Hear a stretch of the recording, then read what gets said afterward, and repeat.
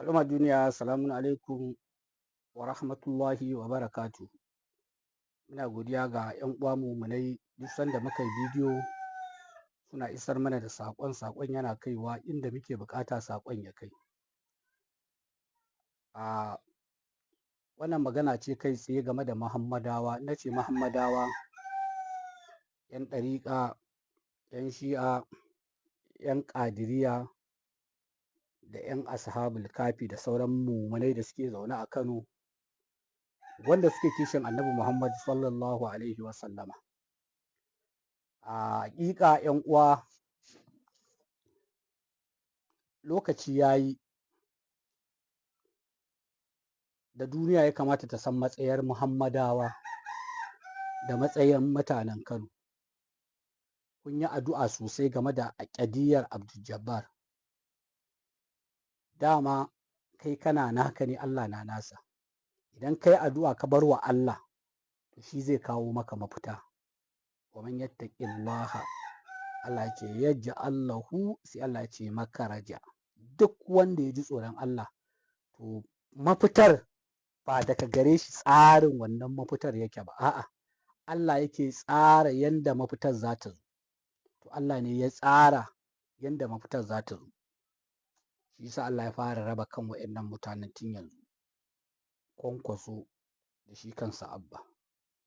Dukansu biyu sun zalunci Malam Abdul Jabbar na rashin adalci. Kwankwaso, kana kan mulkin Kano, masu dogon gemun nan suka kawo Malam Ibrahim Shekarau sai da suka kada ka. Bayan ka faɗi suka rinka bin ka da sharri a cikin garin Kano da gidajen rediyon Kano, sharri ta yau ta gobe ta jibi ta gata. Bayan sharrin nan da mutanen nan suka yi maka, baka mulkin ma kai magana game da gemu, suka ɗauki magana duka masallatansu suna yawo da ita. Da masallatan cikin Kano har na wajen garin Kano suna zagin ka, maƙiyin annabi, maƙiyin sunna annabi, ba ka son addinin musulunci. Sheikh Abdul Jabbar ya tsaya kan ƙadiyan nan yana yaƙi da ita, maganar gemu ya rinka rushe ta, sai da ya gamsar da al'umma saboda kai. Amma kun kusa ko sau ɗaya lokacin da aka ba gwamnati baka iya gaya wa Abba duba al'amarin Kwankwasa ba, baka taɓa ba. Kana nufin haka Allah zai bakka, ba zai jarabce ka ba? Wannan rashin adalcin da kai haka Allah zai kyale ka? To ka fara gani ne da kai yau, wallahi sai dai in ka tuba. Abba kai kuma mun ganka a durƙushe a gaban Sheikh Abdul Jabbar, ya faɗo ta magana mai girma da bai kamata in nanata ta ba. 'Yan uwa kun san magana. Ya ce ko za a yayi man lauhil mahfuz ya ga ba sunanka ne a rubuce ba.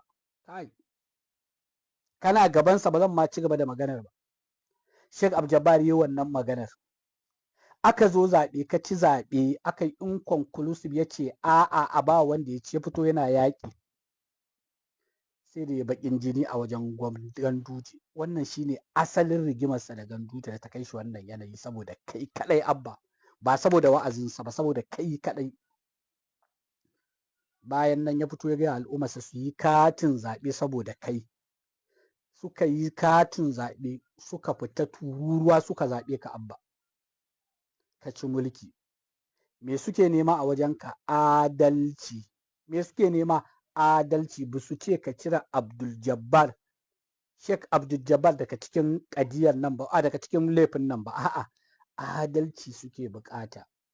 Kuma shi Allah ya ce ali wala yajrimannakum shana'anu qaumin, Allah ce ala Allah ta'dilu i'dilu huwa aqrabu littaqwa. Allah ya ce kada ƙiyayyar wasu mutane ya hana ku yi musu adalci. Allah ce ku yi adalci. Lokacin da Malam Lawan ya yi wannan abun da aka kawo gabanka, ba kai nuna ƙarfin mulki ba, saboda kana da wata ajanja a ranka ko? Sai ka gaya wa al'umma cewa maganar ka ɗauke ta ka kai ta shuhura, ka ce su duba su fitar maka da me, da yana da laifi ko bai da laifi, don wannan abu ne da ya danganci malinta. To lokacin da ya kawo, me ya hana ka ɗauki ƙadiyar Abdul Jabbar ka kai ta shuhura, ka ce su duba maka, kuma ka gaya musu da babban murya, kai fa wannan dalilin da suka baka har gaban Allah shine mafitarka, shine shaidarka, dan kai ba karatu kai ba. Idan suka duba wannan kadiyar suka ce ma Abdul Jabbar na da hannu a ciki, sai ka janye hannunka. Adalci kenan. In suka nuna cewa akwai wani abu da aka yi da ba daidai bane, sai ka yi adalci, abinda kadai mutan Kano suka nemi a gunka Malam Abba. Ka ƙi. To dama ƙarshen ne zai zo. Dan shi mulki da kake gani, ka duba saman kanka za ka gani. Wane ya zo ya tafi. Dan Allah ke ba da mulki. Qulillahumma, inji Allah, malikal mulki. Tu'til mulka man tasha wa tanzi'ul mulka mimman tasha wa tu'izzu man tasha wa tuzillu man tasha bi yadikal khair. Innaka ala kulli shay'in qadir. Allah shine ke ba da mulkin sa ga wanda ya so a lokacin da ya so. Yake karɓa mulkin sa ya kwaɓe shi ga wanda ya so a lokacin da ya so. Allah yana ɗauko ƙasƙantacce wanda bai isa ba daga cikin ashabul kafi, Allah zai bashi mulkin Kano. Kai da kake ganin ka kai kuma Allah zai kwace mulkin, dan shi komai a hannun Allah yake. Yan uwa, saƙon a dunkule shine dama sabuwar shekarar muke jira ta zo. To kun gane karatun ne ko in gaya muku? Ganduje da Abba da Sulon Tramol da masu gemun nan sun koma guri ɗaya, ita ce APC. Shin kun gane karatun ko sai na gaya muku?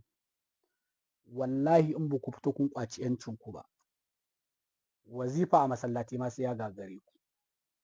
Za a zagi annabi, a ci mutuncin annabi, ba abinda kuka isa kuka yi. Yanzu maganar wani siyasa ni Kwankwasa ni waye, ku ajiye shi gefe, ku rabu da shi. Ku masu dangwale nake magana, ku ne kuke dangwale, ba 'yan siyasa ba. Saƙon shi ne, daga wannan shekarar ku fito ƙwanku da kwarkwatarku, ku yi mataimakin gwamnan Kano. Mun gan shi gurin maulidai ba ɗaya ba ba biyu ba, kuma kafin ya hau wannan matsayin ya gaya wa duniya shi ɗan ɗariƙa ne. To ku gaya wa duniya ɗan ɗariƙa za ku yi a Kano. Don ƙuri'in Kano ta 'yan ɗariƙa ce, su suke ba da ƙuri'a. Ku fito ku gaya wa mutane. Daga yau su fara tallansa, 'yan ashabul kafi, inda gaske kuna kishin malamin ku. Mutan Kano kuna kishin ɗariƙarku. Mutan Kano kuna kishin kanku. Da gaske kanku kuke kishi, ba wani abu kuke kishi a baku kuɗi ba, da gaske.